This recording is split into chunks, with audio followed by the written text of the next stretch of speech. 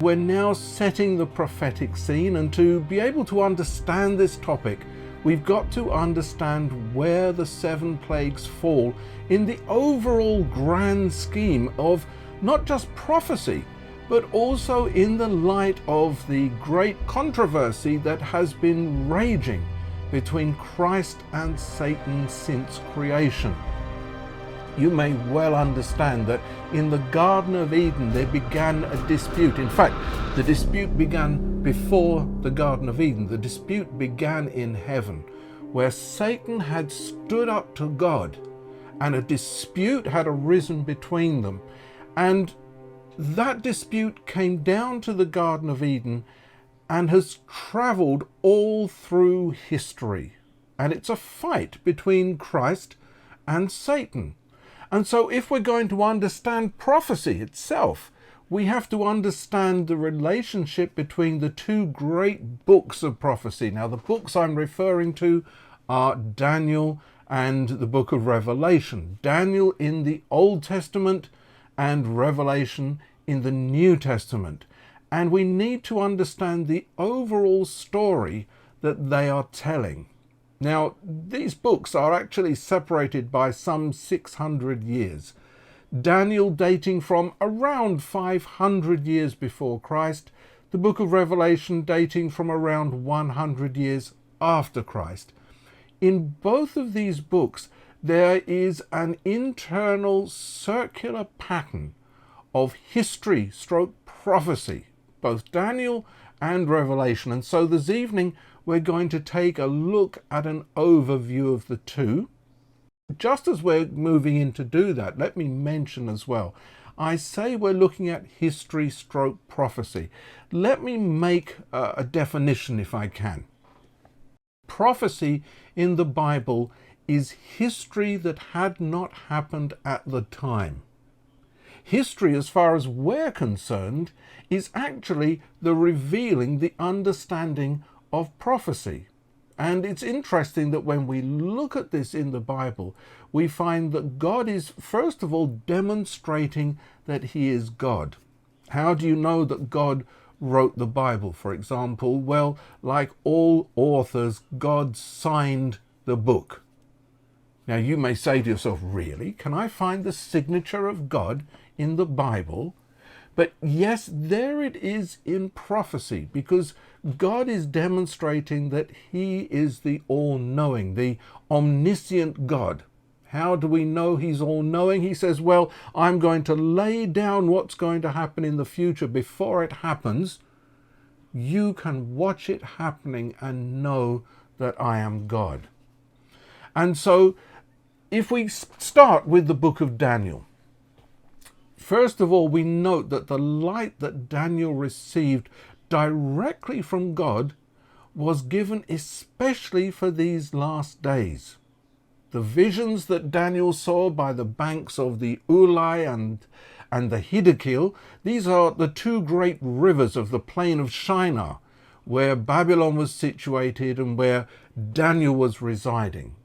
The dreams that were given to Daniel and Nebuchadnezzar, they are now in the process of their final fulfillment.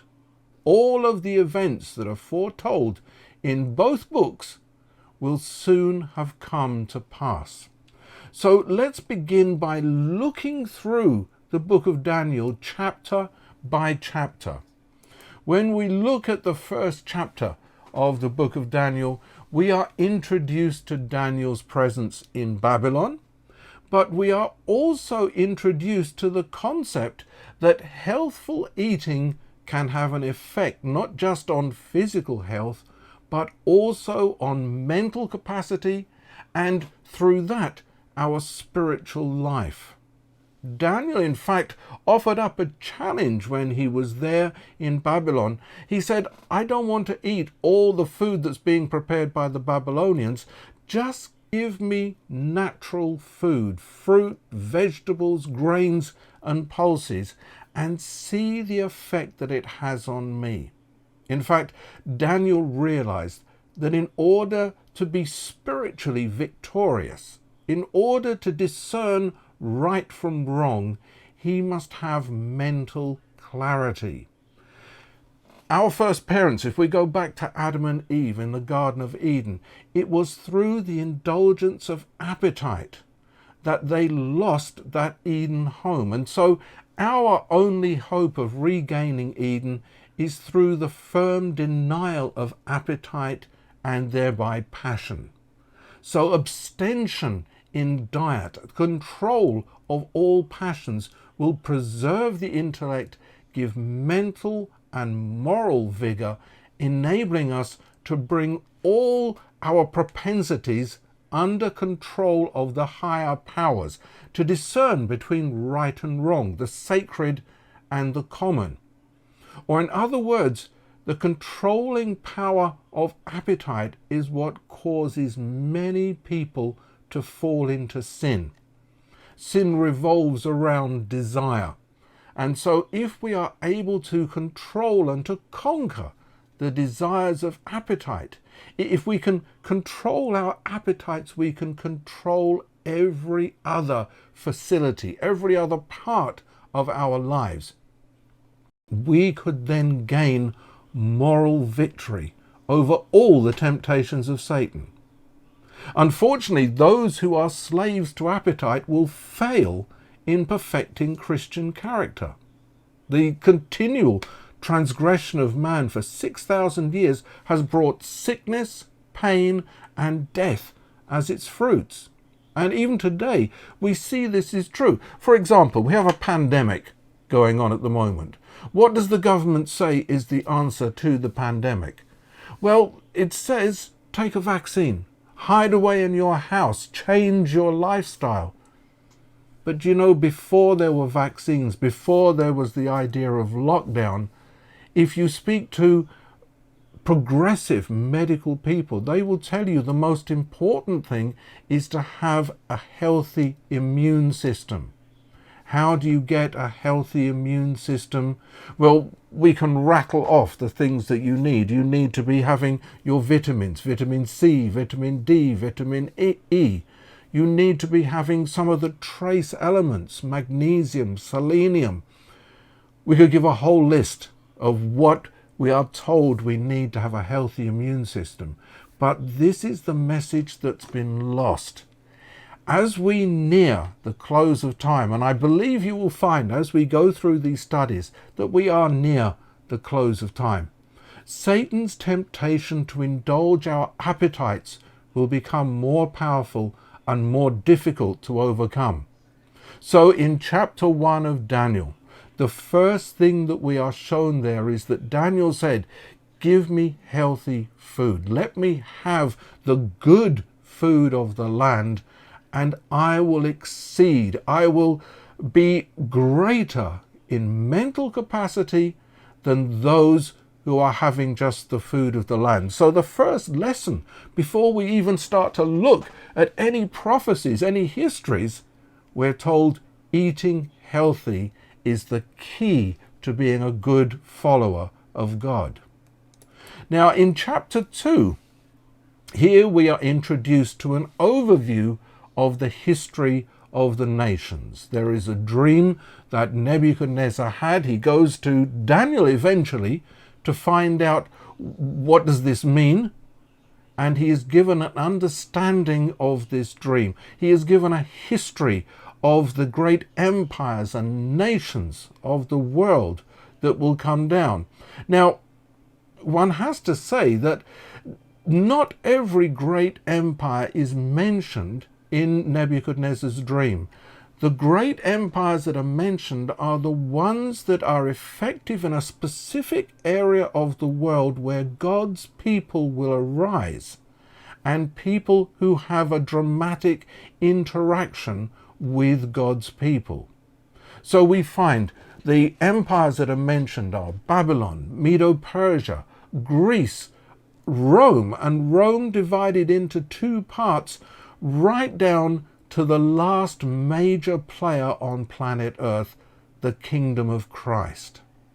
In this lesson, we're reminded that all nations, no matter how powerful they may seem, are subject to God, and all which do not follow God's ways will fall until God sets up his own kingdom.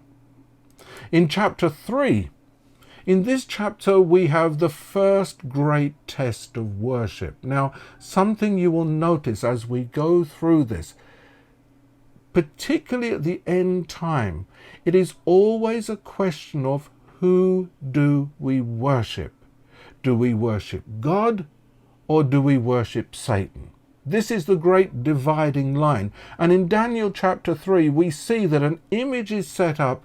Daniel is told to bow down before the image under penalty of death. Now, this is very important because when we look at the end times, I'm sure that all of you will have heard about the mark of the beast. Many people are fearful of the mark of the beast today.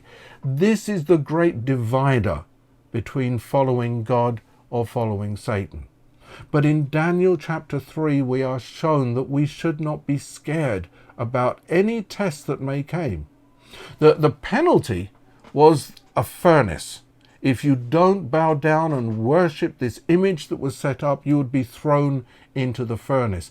But at the end of the chapter, we see there is a rescue for those who refuse to bow down. One like the Son of God comes to their rescue. It's an assurance that no matter what the trial we may be subjected to, God is able to preserve his people. This is also, as I say, a major lesson for people who are living in the last time. In chapter 4, now we see the fall of the Babylonian kingdom, exactly as predicted in the second chapter. The king of Babylon is brought down through his own pride and his dependence on self. This is a lesson for all of us as well, to depend only on God. Chapter 5 brings us into the result of the Babylonian self-sufficiency. Their God is brought down. Now, words are written on the wall, mene, mene, tekel upharsin. These words, when translated, refer to the moon god of the Babylonians. The numberer is numbered. The name of the Lord Moon in the east is many. And this appears to be the most natural interpretation of a divine statement we find in Isaiah 65 verse 11. But you are they that forsake my holy mountain, that prepare a temple for Gad, and that furnish the drink offering unto many. It may be of some interest to note that the Saxons, the people who lived in this part of the world a couple of thousand years ago, celebrated the birthday of many on the 25th of December. And the Arabs celebrated it on the 24th of December. And this is why this time period came into Christianity as the birth time of Christ, when in fact the Bible tells us that Christ was probably born around September, October time. Now, as we move on into chapter 6, chapter 6 shows the transition into the Medo-Persian Empire. Worship is the issue. God vindicates the faithful. And once again, it is a crucial issue throughout the books of Daniel and Revelation. The entire controversy is all about worship, from the Garden of Eden right through to the mark of the beast. In chapter 7, we move into a repetition of chapter 2's prophecy. However, there is a greater emphasis on the last kingdom that comes before Christ. Now, this is something that we noticed. Going through the books of prophecy, there is this circular repetition. First of all, we are shown what will happen from one angle, and then later on we are shown from another angle. So we can't look at these books and say, well, they are chronological, because there is repetition that happens all the way through. There is a greater emphasis, as I say, on the last kingdom before Christ, and here the beast that comes into play. Now, when I say a beast, what do I mean? Many people don't quite understand what a beast is, but if you look at chapter 7 and verse 17, you will see it states here very clearly, a beast in prophecy represents a kingdom or a power. So we're looking at the last kingdom before Christ. And in verse 25 of this chapter, 4 identifying features of this power are given. In chapter 8, there is repetition again. There's a closer look at the defeat of the Persian Empire by the Greek Empire. But there's also an introduction to the longest time prophecy. Now, this is such an important prophecy that it causes Daniel to faint as he is considering this. And here we're also introduced into a rather unique doctrine for the Seventh-day Adventist Church, that we look at a time that is being set for judgment during the archetypal Day of Atonement. In chapter 9, there is a continuation of this prophecy, an explanation of this prophecy, within which we find the prediction of the coming Messiah defined in time. All the information is laid out there for the wise to understand when the Anointed One, the Messiah, the Christ, would come. In fact, when Christ is born, the Gospels tell us that there are wise men who come from the east. Have they been studying Daniel's book? Have they looked at chapter 9 and said, we can understand that the Christ is coming now? We are also told that the Christ will come to claim the kingdom. This is the promise of the judgment, because the world will not continue forever like this. Christ does not want the world to continue in sin, so at a certain point he will call an end to everything that's going on. Chapter 10 describes not just an encounter with an angel, but also gives us an insight as to what happens in heavenly realms. We have Gabriel, the angel, reciting the story of the continuing conflict between the powers of light and darkness. And then in chapter 11, there is the story of the fight between the kings of the north and the south, a fight that brings us right to the end of time, to the closing events in this earth's history, leading us into chapter 12, the final chapter of Daniel's book, where we come to the culmination of this earth's history. However, the book is to be sealed. Even Daniel didn't understand the latter half of his book. But we are told here there will be a time when Michael, the chief, the leader of the angels, will stand up and redeem his people. And so the book of Daniel closes with the comforting news that many shall be purified and made white. God's people will be redeemed. This is the final and central message of the book of Daniel. The faithful will be redeemed. And so we move on to the book of Revelation and our quick overview of this book. A longer title, the correct title, is The Revelation of Jesus Christ, which was given to John whilst he was in exile on the island of Patmos. John, one of the disciples who was persecuted for his evangelistic zeal, isolated, exiled to this little island in between Greece and Turkey today. Here we have, in the first 3 chapters, we have the story of the church of Christ. There's an introduction to John's situation and the one who is bringing the message, but then there is a history of the church of Christ from the time of the apostles until the return of Christ. And this is the first history that's given in the book of Revelation.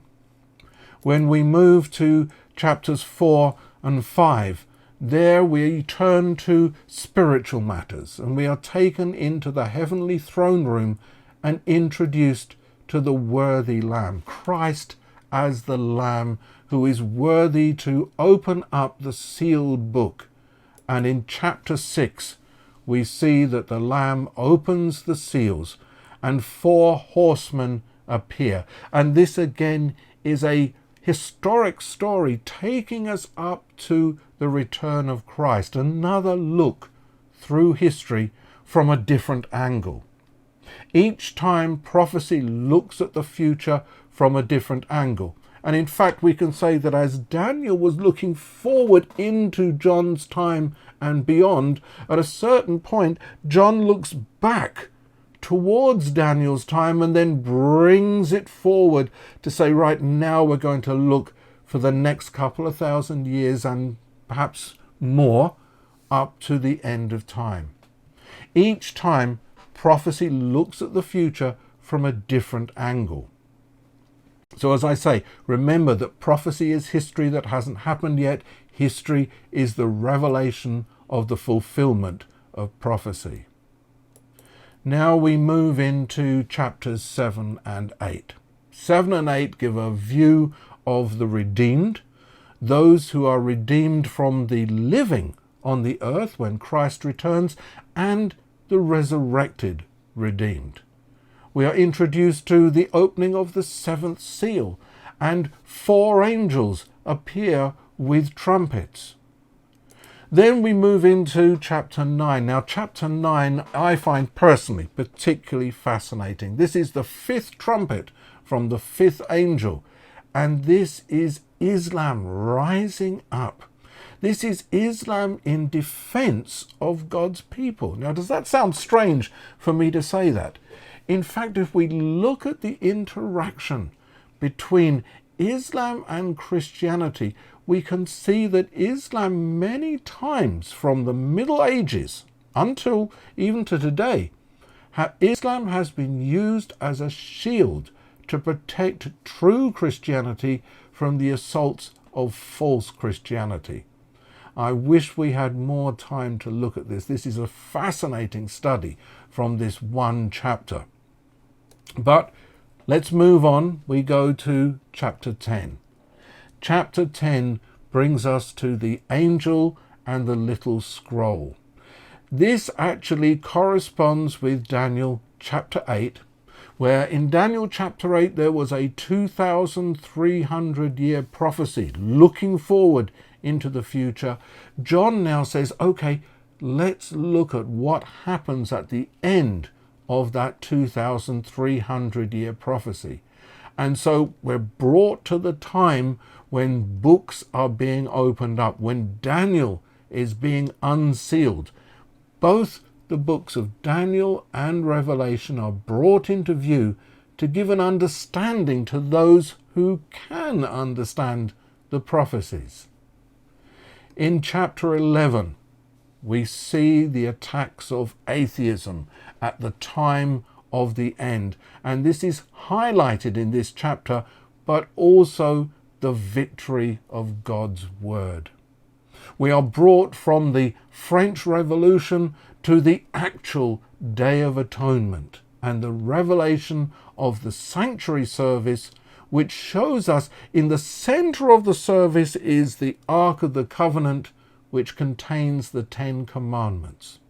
We are given a look into heaven. We're given a look into the heavenly sanctuary there. And as we close at that part of Revelation, at the end of chapter 11, now Christ says, okay, let us do a rewind. We go into chapter 11. Chapter 11 rewinds to the story of Satan's attack on God's people and the church in the wilderness. To a certain extent, it's a shortened, compact version of the history that was given in chapters 2 and 3 of Revelation. And it closes with the definition of God's people as being a commandment-keeping people, but also a people who have the faith of Jesus. Now, what does that mean to have the faith of Jesus? Well, there's 2 ways of looking at this. First of all, we can say it's a people who have faith in Jesus, but also we can say it's a people who had faith such as Jesus had. Faith in his Father, faith in the fact that good will overcome evil eventually. When Christ came, he had to suffer There was a necessity of his suffering, but he knew that his suffering would bring victory in the end. So God's people, as revealed in chapter 12, are a people who keep the commandments of God and have the faith of Jesus. As we move into chapter 13, once again there's a review of history going back to the time of chapter 11, but this time introducing two beasts. Now you remember, I said in Daniel chapter 7 and verse 17, we are told that a beast represents a kingdom or a power. Here in chapter 13 of Revelation, we are introduced into these two powers that will be present at the end of time, that will bring the final test into the world before the return of Christ. They will bring about the circumstances that will cause a division on this earth. This earth will divide into two parties. Now, we've had a glimpse of this just recently. There's been those people who were pro-vaccination. There have been those people who were against vaccination. We've seen demonstrations where people who didn't want to wear a face mask have been shouting and screaming at people who were wearing a face mask. This is just a little hint of what will happen on this earth in the future, where the entire world will be divided into two camps. A choice will be made whether to take the mark of the beast, of one of these beasts. Their mark will be brought in, but the choice will be a choice over worship. When people say, oh, the vaccination's the mark of the beast. Well, no, it can't be, because the vaccination has nothing to do with worship. When we read through chapter 13, it's very clear. This is a question of who you are going to worship. So it's a spiritual choice that will be made. Everybody will have to make this choice, and as many people are aware, if you don't take the mark of the beast, you will not be able to buy and sell. Again, some people say, well, look what's happening in the world today. We've been told some countries, if you haven't got a piece of paper to say you've had a vaccination, you can't go to the shops.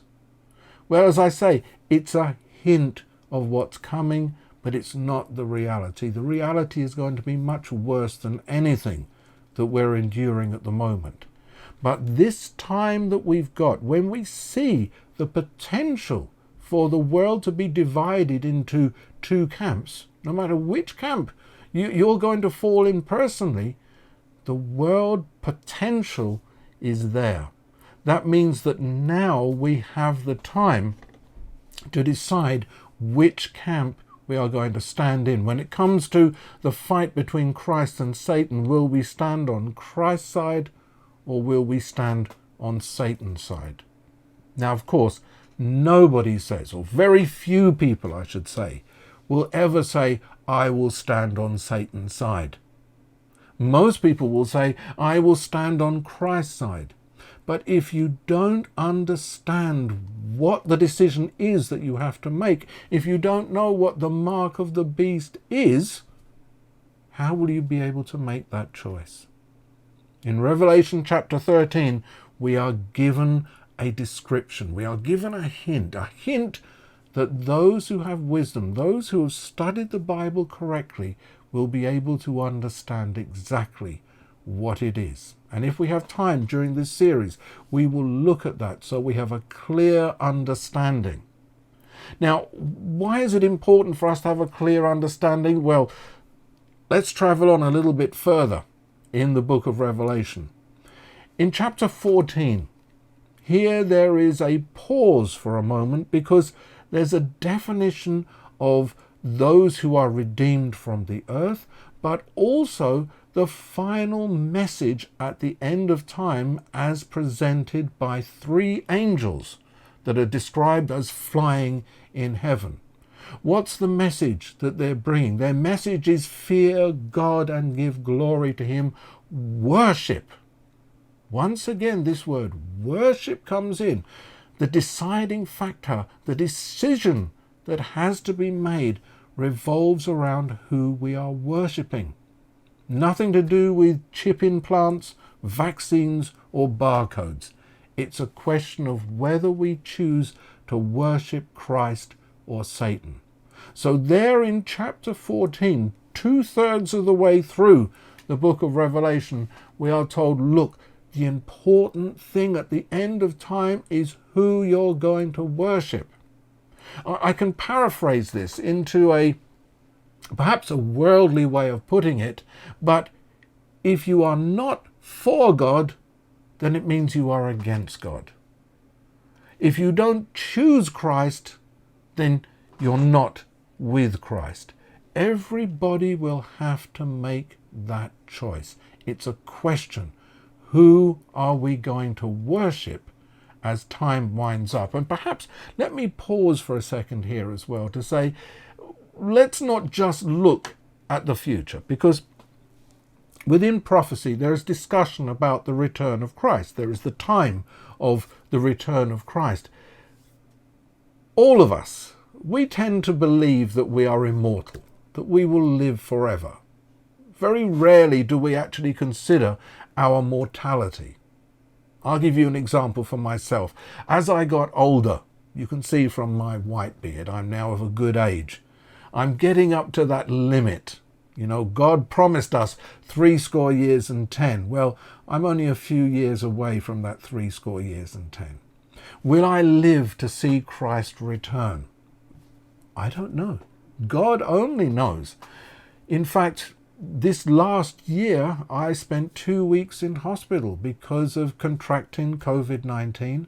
My wife believes that before I was whisked away into hospital, that I actually was about to die. She believes that God intervened. If I can tell you very quickly the story, I called an ambulance for my wife because she was feeling like she was going to collapse.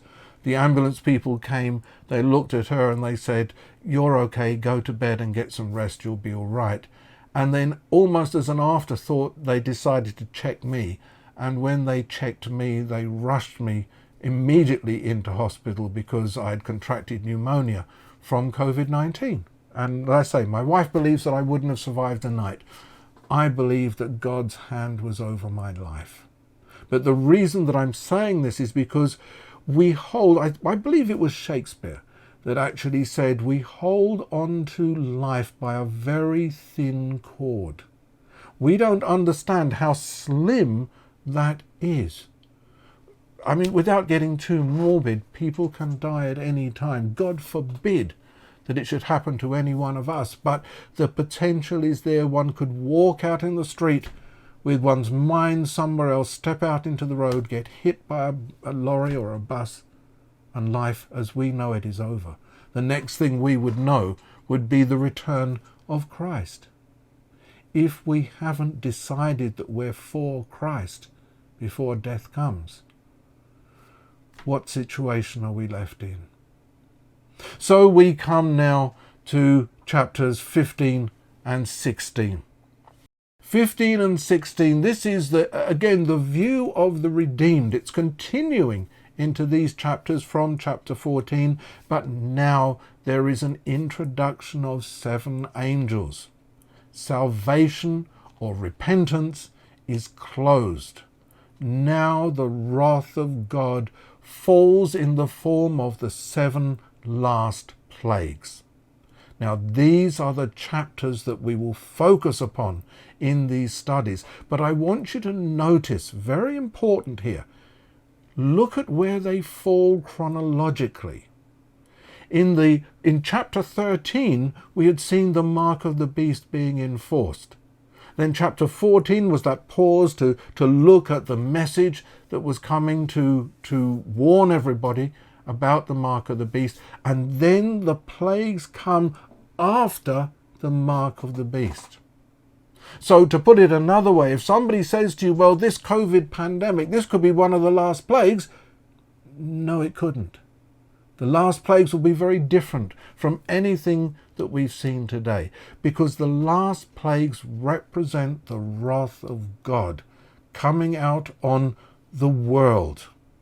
And Again, I know that there are some people that teach that Christ will come and will take his people away, and then the people that are left will have the plagues fall on them. It's a different story. As we go through these 10 days, we will see that it's a different story. Okay, let's hurry up and get through the rest of the book of Revelation. We move into chapters 17 and 18. In these chapters, the beast system is identified, referred to in the Bible as the whore and her daughters, but also their fall is described as well. The return of Christ is described with Christ coming as the conquering lion of the tribe of Judah, the coming king. And also the end of the wicked is described. And as we get into the closing chapters, in chapter 19, there is the end of Satan, the final judgment that will take place, and the marriage supper of the Lamb is announced. This is the end. This is the culmination of this earth's history. Why do I say this earth's history? Because as we go into the last 3 chapters, chapters 20 through to 22, finally, in these chapters, the great controversy is over. The millennium, this 1,000-year period, closes with the end of evil. Satan pays the ultimate penalty. The Lamb returns.